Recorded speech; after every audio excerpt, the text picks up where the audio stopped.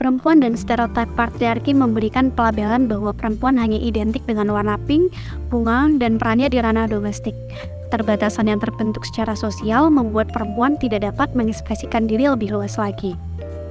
Aku sih merasa itu agak merendahkan teman-teman perempuan yang akhirnya mulai berkarya gitu loh.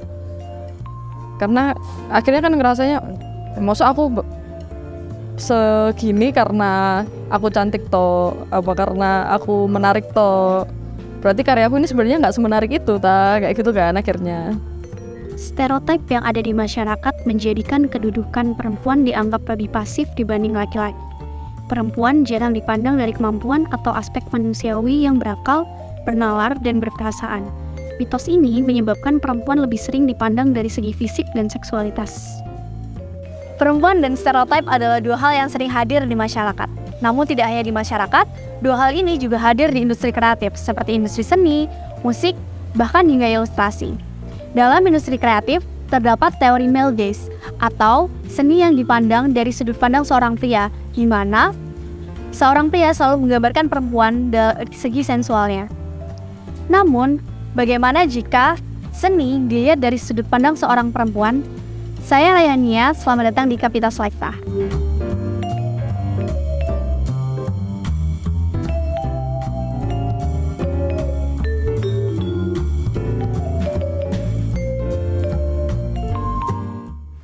Dalam sebuah film, Laura Mulvey menyebutkan terdapat istilah visual pleasure and narrative cinema, atau film memberikan beberapa kepuasan. Salah satunya adalah kepuasan dalam pandangan atau scopofilia.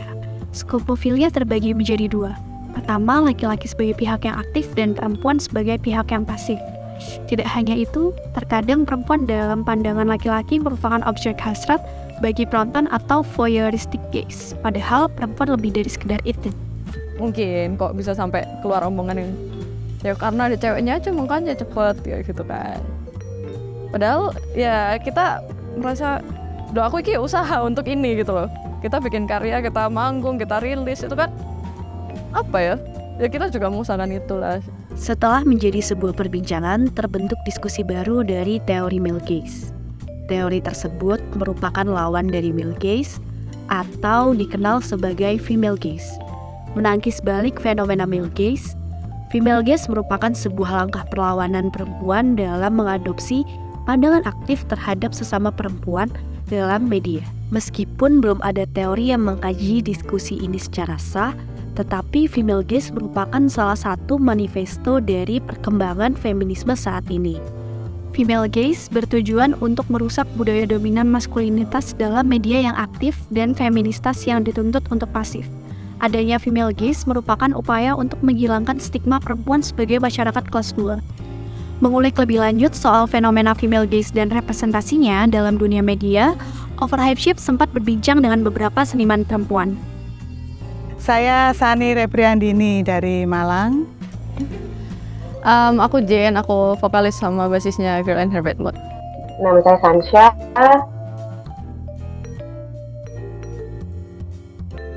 Saya di sini sebagai seniman juga, ilustrator juga, art director juga. Ada, saya pernah sendiri ya batik topeng dari karya saya sendiri. Ada juga mikrim-mikrim, ada juga rajut seperti itu, juga craft-craft seperti itu. Aku vokalis sama basisnya Girl in Her Bad Mood. Enggak sih kalau menurutku, kayaknya aku ngeliat di mana-mana sekarang perempuan udah mulai ada, kerja juga semuanya perempuan udah banyak di pekerjaan-pekerjaan yang dulu katanya kerjaan laki juga sekarang banyak perempuannya. Kalau saya mendukung kesetaraan sama dalam batas-batas tertentu, Mbak. Dalam poin-poin tertentu hak dan kewajiban kita sama, tapi kita harus tetap sebagai wanita timur, kita harus menjaga kodrat kita sebagai wanita timur dalam tanda kutip. Tapi persamaan gender dalam poin-poin kehidupan kita sebagai manusia, kita mempunyai hak dan kewajiban yang sama. Tentunya iya dalam beberapa aspek ya. Apalagi kalau kita lihat di Indonesia pun juga masih belum ada secara perekonomian juga masih ya senjang sosialnya lumayan gapnya besar gitu. Terus dari sisi pendidikannya juga belum rata. Ya, of course dari situ juga kita bisa lihat yang mana yang udah melek soal kesetaraan, yang mana yang belum, dan itu masih banyak lah pekerjaan kita sebagai perempuan untuk raise awareness itu ya. Itu tugas-tugas kita semua sih, untuk saling look out for each other, terus women support women and other marginalized, kaum yang marginalized, the human tugas kita sebagai manusia gitu.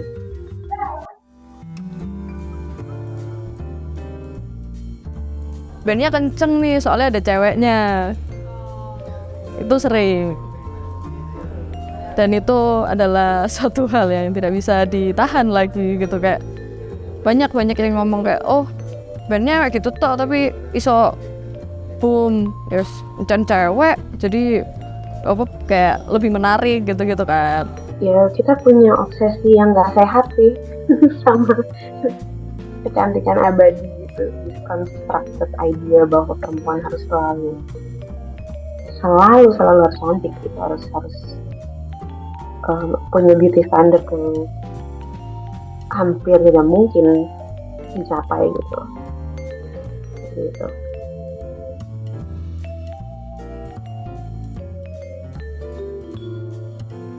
Dari tari misalnya kita ingin menciptakan tari atau koreo tari, dari ibu-ibu perempuan bersanggul menginginkan yang lemah gemulai, yang indah-indah, yang hasilnya nanti bisa merepresentasikan bagaimana perempuan itu. Tapi dari bapak-bapak atau pria-pria inginnya dramatik. Ya, sebenarnya nggak tahu sih, cuman kadang emang kalau ngelihat cewek ngeband sama cowok ngeband tuh kan apa ya, kayak energinya beda gitu loh, energinya kayak pembawaannya beda. Kalau cowok kayak lebih powerful yang kan. Kalau cewek tuh ada tapi jarang gitu loh. Untuk nanti kita menuju ke ulang tahun ke-3 nanti kita adakan semacam kirap ya. Kirap dari area luar menuju ke pendopo, nanti ada kirap. Nah, di situ nanti kita ibu-ibu nanti ada di belakang saya seperti mendukung saya gitu ya Mbak ya. Terus nantinya bapak-bapaknya itu diceritakan sebagai suatu yang datang untuk menghalangi atau rintangan atau apa gitu.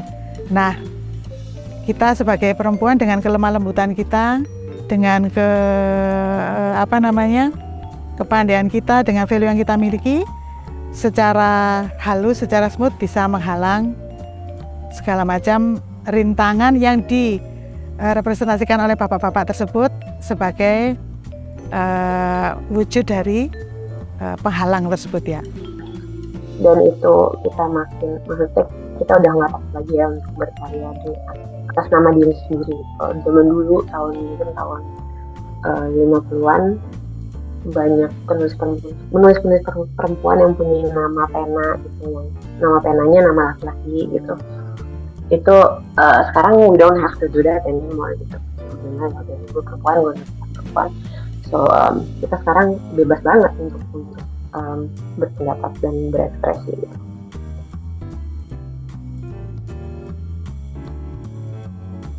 Semangat aja lah.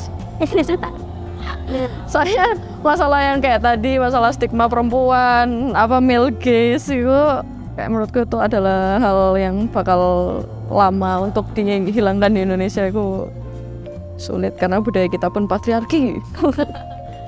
Jadi ya kayak semangat aja lah buat teman-teman yang ada di dunia pekerjaan, mungkin buat teman-teman yang ada di dunia musik seperti saya.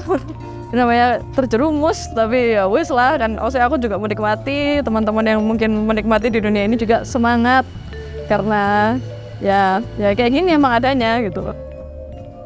Setelah berbincang dengan para seniman perempuan di Indonesia, ternyata fenomena female gaze memang benar-benar ada.